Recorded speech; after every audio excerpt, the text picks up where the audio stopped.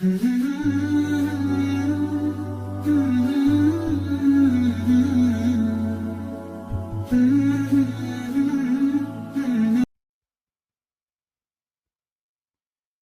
alaikum wa rahmatullahi wa barakatuh.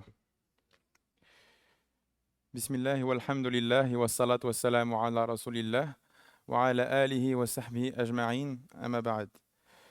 Aujourd'hui, on va continuer la suite de la série sur la vie équilibrée du musulman. Et le sujet d'aujourd'hui sera sur l'esprit. Donc, on pense souvent à des choses comme à notre corps. Notre corps, il est physique. On pense souvent à le nourrir. Parce que quand on a faim, on le sent. Quand on a besoin de repos, on le sent. On lui donne du repos. Mais on néglige souvent l'esprit. Et l'esprit aussi a besoin d'être nourri. L'esprit a besoin de se reposer et tout. Et l'esprit, il a une grande, grande importance dans l'islam. Parce que c'est une faveur d'Allah qui nous a, une grande faveur d'Allah. Allah, il nous a dignifiés, nous, enfants d'Adam, à travers cette ni'ma. Donc Allah, il dit dans le Coran, certainement, nous avons dignifié les enfants d'Adam, on les a portés à travers la terre et la mer, et on leur a donné des biens et des provisions. Et on les a privilégiés au-dessus des autres créatures. Donc on a été privilégiés au-dessus des autres parce qu'on a justement la capacité de l'intellect, la capacité de réfléchir. Et ça, c'est une faveur d'Allah qu'on doit montrer notre reconnaissance en l'utilisant. Aussi, Allah dit dans le Coran, il nous a sortis du ventre de notre mère et on ne savait absolument rien. Il nous a donné l'ouïe, la vue et l'intellect pour qu'on puisse être reconnaissant. Donc c'est un grand honneur qu'on a reçu et il faut justement le cultiver. On peut penser par exemple aux anciennes civilisations islamiques qui ont été de très grandes civilisations par plusieurs aspects.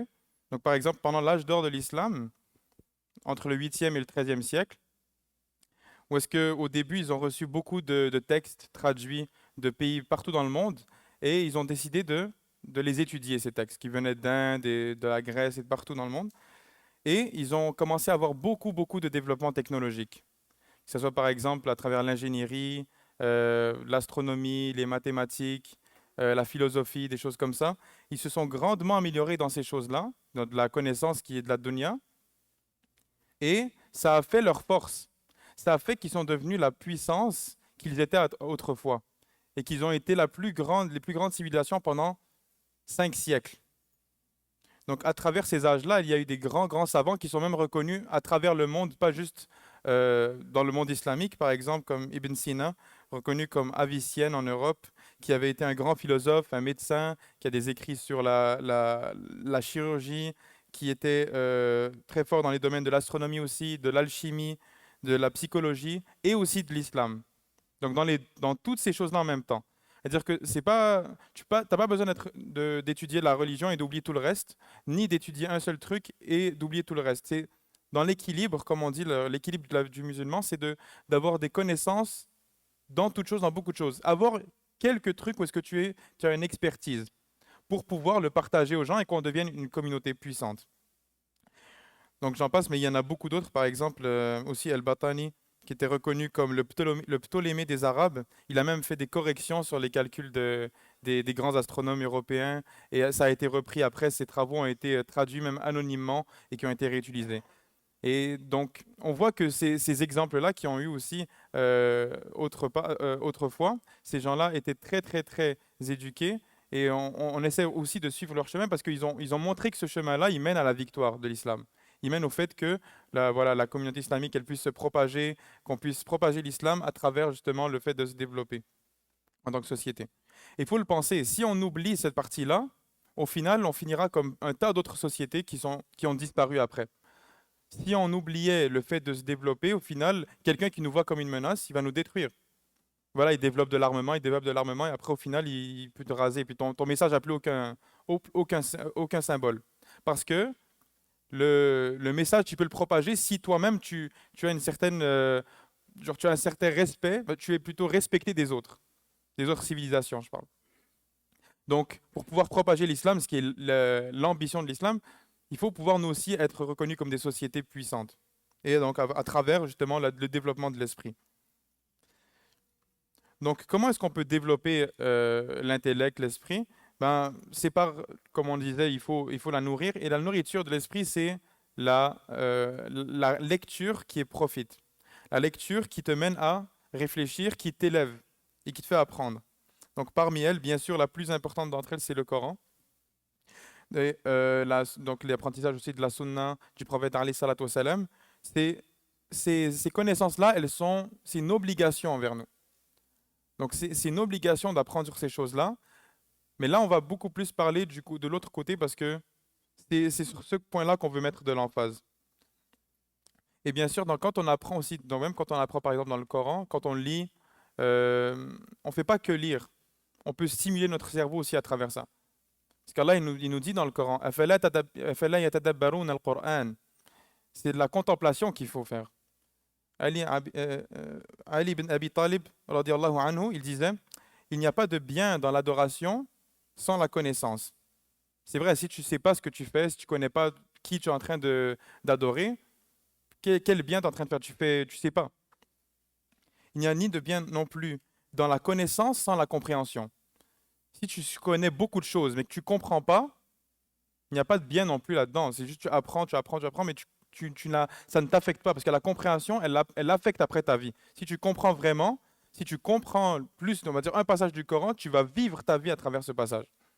C'est pas juste tu le connais, tu vas vivre ta vie à travers ce passage. Ou bien, ni non plus de récitation sans réflexion. Il n'y a plus ni de bien dans la récitation sans réflexion. Donc il faut aussi, on s'oblige à contempler le Coran.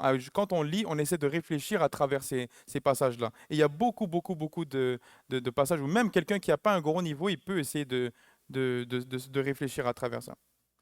Et bien sûr, donc d'étudier, donc ça c'était le point qu'on voulait plus mettre en face, c'est le fait d'étudier par exemple à l'école, parce qu'il y a beaucoup maintenant de jeunes, machallah, ils veulent beaucoup apprendre la religion et c'est bien, c'est une bonne chose, mais pas au point de laisser. Donc ils disent, je veux juste apprendre la religion, je m'en fous de l'école. Non, parce que ça c'est aussi, si avec ta la niya d'apprendre pour Allah, c'est aussi, ça fait partie de ta religion d'apprendre. Apprendre, ça fait partie de ta religion et ça va t'élever aussi en tant que musulman. Parce que la connaissance, elle peut avoir un grand impact sur la foi. Un grand, grand impact. Alors, dans plusieurs passages, il nous demande justement de contempler les signes de la création. Et pour les comprendre, il faut avoir de la connaissance. Donc, par exemple, quand Allah il dit dans Surat al-Baqarah, je vais lire en anglais puis paraphraser un peu en français. Indeed, in the creation of the heavens and the earth, the alternation of the day and the night, the ships that sail the sea for the benefit of humanity, the rain sent down by Allah from the skies, reviving the earth and after its death, the scattering of all kinds of creatures throughout, the shiftings of the winds, and the clouds drifting between the heavens and the earth. In all of this are surely signs for the people of understanding. Subhanallah. Donc il dit Allah, quand il mentionne tous les signes de la création, il dit donc la création du ciel et de la terre, le fait que la nuit et le jour s'alternent, le fait que les bateaux puissent voguer sur la mer, que les vents sont en train de drift, sont en train de se disperser, que les nuages aussi se dispersent dans le ciel. Dans toutes ces choses-là, la terre qui revit avec de l'eau qui tombe, toutes ces choses-là, il y a des signes pour ceux qui comprennent. Pour ceux qui comprennent, c'est-à-dire tu peux pas voir ces signes-là, tu peux pas vivre ces signes-là si tu ne comprends pas. Quelqu'un, il va juste voir le ciel, il dit, bon, il a le ciel, ou bien il voit la terre qui revit. S'il ne réfléchit pas, tu vois, je l'ai toujours vu comme ça, je ne vois pas qu'est-ce qu'il y a de fou.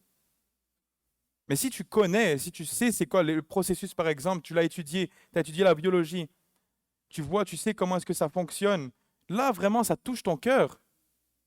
Il y a plein de passages qui peuvent stimuler ces choses, qui peuvent stimuler l'intellect comme ça. Par exemple, il y en a qui parlent de comment est-ce que le fœtus grandit. Comment est-ce qu'on devient un fœtus et qu'on sort du ventre de la mère? Tout le processus, il est détaillé. Quelqu'un qui a étudié la biologie, qui a étudié tout ce processus-là. Mais un seul passage comme ça peut lui faire, ça peut le tourner vers l'islam. Un seul. Parce qu'il a tellement compris ce sujet-là que quand il le voit, ça le touche d'une manière totalement, totalement différente. Mais pour ça, il faut passer par l'étude. Faut passer pour comprendre ces signes-là, il faut passer par l'apprentissage. Donc on ne peut pas négliger toutes ces choses-là et juste apprendre. Parce qu'après ça, tu vas le voir, et ça impacte la foi. Comme dit, quelqu'un qui connaît et qui après ça voit ce signe-là, ça lui renforce sa foi. Ça fait partie de ta religion.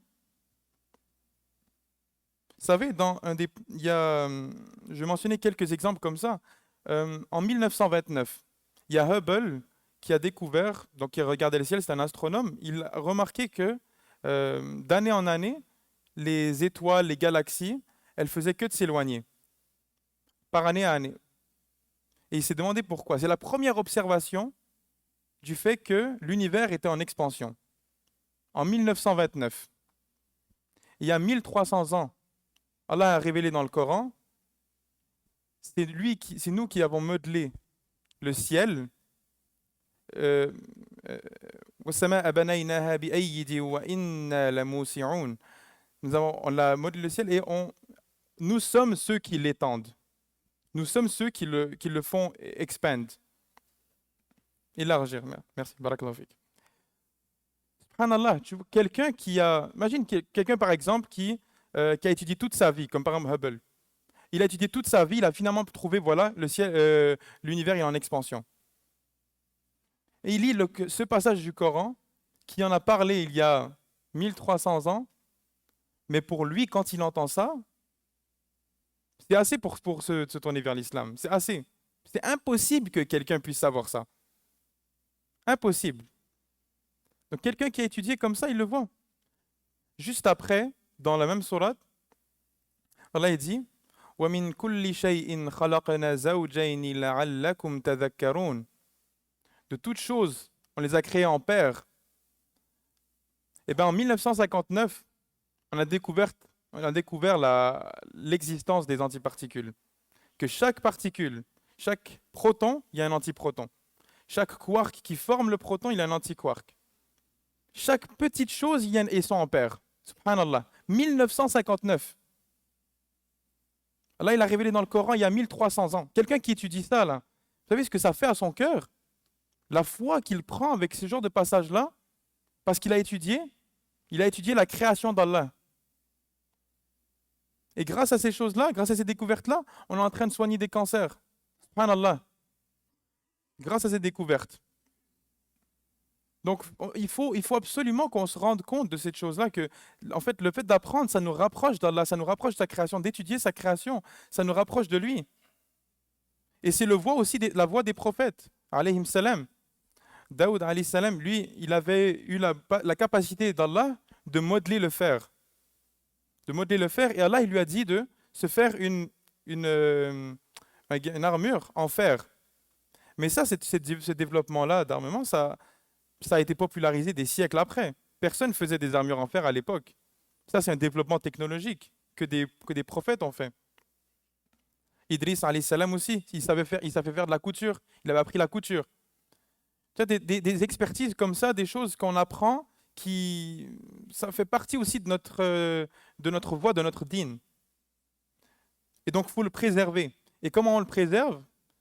Donc déjà en essayant d'apprendre, mais aussi en essayant de se préserver donc par exemple des choses illicites comme la drogue, l'alcool, tout ce qui t'éloigne de ton esprit, tout ce qui t'éloigne du fait de pouvoir réfléchir de la ni'ma d'Allah.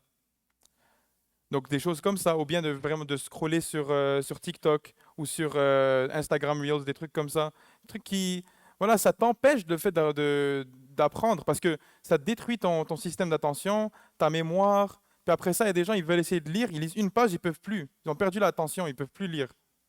Subhanallah, comment tu vas apprendre après? Pour des débilités en plus. Donc il faut le préserver, l'esprit aussi, des mauvaises choses qui peuvent nous impacter négativement. Et donc, pour conclure, donc l'esprit en islam, c'est c'est une très grande ni'ma d'Allah, une très grande faveur d'Allah. Et on doit se montrer reconnaissant de ça. Et quand tu montres que ta reconnaissance, tu la montres en le développant, en l'entretenant. Quand tu vois un cadeau que tu chéris, tu l'utilises tout le temps, tu le regardes, c'est ça. Tu vas montrer à Allah que tu es reconnaissant en le développant comme ça. Et en s'éloignant des choses qui puissent t'éloigner du bon chemin. سبحانك اللهم بحمدك أشهد أن لا إله إلا أنت نستغفرك ونتوب إليك